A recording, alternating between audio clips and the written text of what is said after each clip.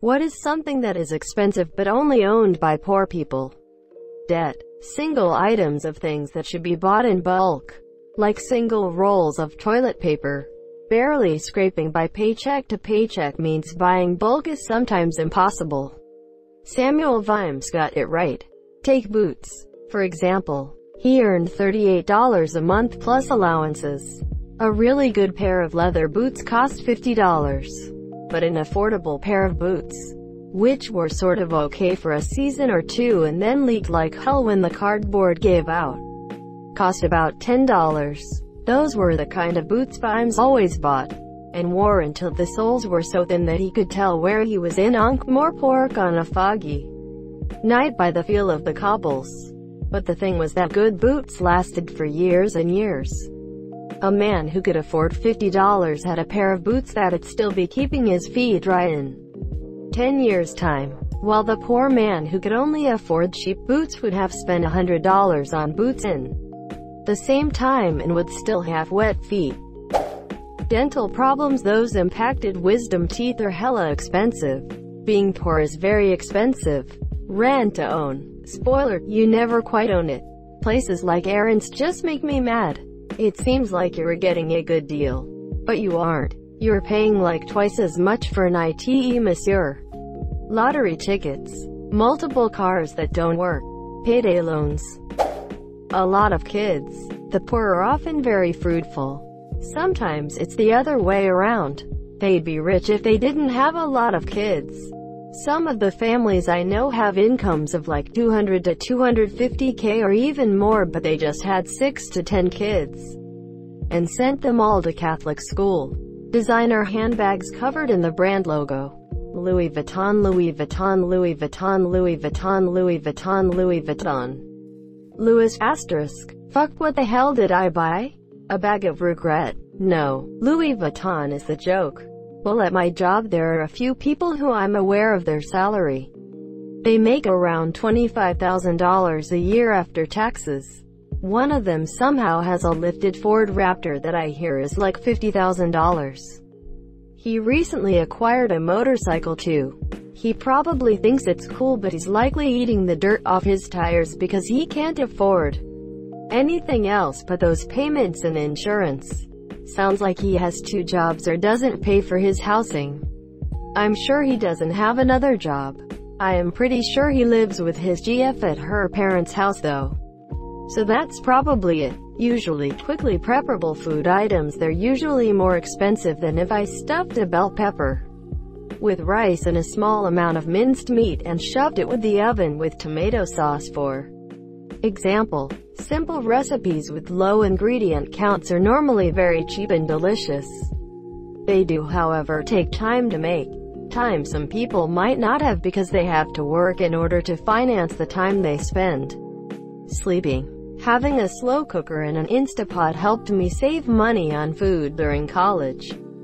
Decent size house that costs about $200,000. Being poor because they now have to pay the bank around $1K monthly and barely have money to take care of the house, electricity, water, heat, etc. in themselves. Yeah, but I would much rather be making a $1,000 mortgage payment than a $1,000 rent payment. I hate when people say this. Renting and buying don't have equivalent upfront costs, so saying you'd rather pay mortgage than rent is turning a blind eye to the minimum 3 to 5% down payment. And because of the low down payment, the extra monthly cost of PMI, plus having the necessary credit and debt to income ratio, plus bill coverage of all of your utilities including expensive deposits, plus paying for home inspections before you even buy, plus the additional closing costs before you can even move in, and down payment assistance. Gotta have good credit and potentially miss work to attend required financial counseling for those, if you even realize they're available. Oh, and then all your maintenance, taxes, repairs. Just because the monthly cost is the same on paper doesn't mean that the upfront isn't ridiculously prohibitive to poor people, and it doesn't mean the cost of buying and the cost of renting is the same. So people can, much rather, pay mortgage, but that doesn't magically make it an option for people paying the same amount in rent. Also, people forget that when you own a house, maintenance costs are on you. Roof is leaking. That could be several thousands. The boiler needs to be repaired. That's on you. Also, taxes associated with owning land, house add to that. All those costs can easily be more than the rent of a smaller place, and you can basically move out anytime you want from a rented house. I like the rule of 5%. If you pay more than 5% monthly of the cost of the house you want to live in, then you are probably losing money. If you pay less and you save and invest the rest, you're probably saving in the long term, monsieur. Prepay electricity meters. Though it was a movie thing, there really are people somewhere putting dollar coins into a meter to get light. I don't know about the US, but they exist in the UK. They aren't coin in the slot anymore. You put money on a card. But the worst thing about them is that they are often in rented accommodation for poorer people, and they charge a higher rate per unit of electricity than a normal meter. So the poorest people are charged more for the same thing. Well duh, the rich people would complain. Not coins. You get a card that you take to the shop and they fill it up.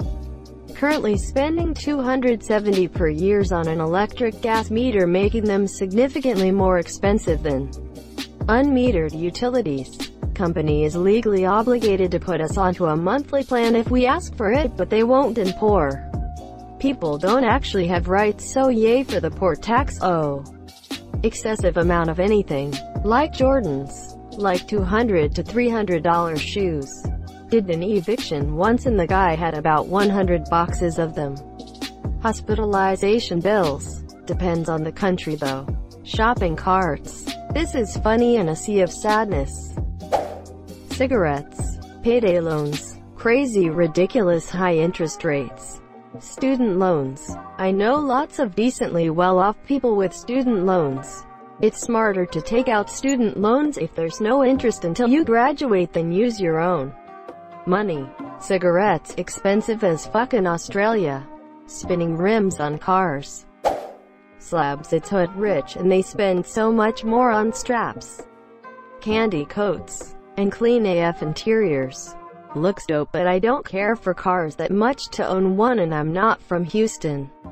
Expensive sneakers. Crippling medical debt. Rims. Mortgage insurance. Hellcat Challengers. Losing all their money on tires. Wrong. Only people who have a good job have these. Okay, there may be some people who want to flex on cringegram, but only a few. I've never seen a rich person with a Hellcat Challenger. Typically it's someone stretched beyond their means. If a rich person buys a $60,000 car, it's usually not that one. Haha. Lottery tickets throughout a lifetime. Cigarettes. I know more poor people who smoke than other groups. Grills. In India, agricultural land. Chrysler 300. Crack. High-end sneakers, or is that an oxymoron? ITT. Things that are not expensive and things that are owned by rich people. Clothing with a name brand on it. You pay to be an advertisement. Old cars with lift kits.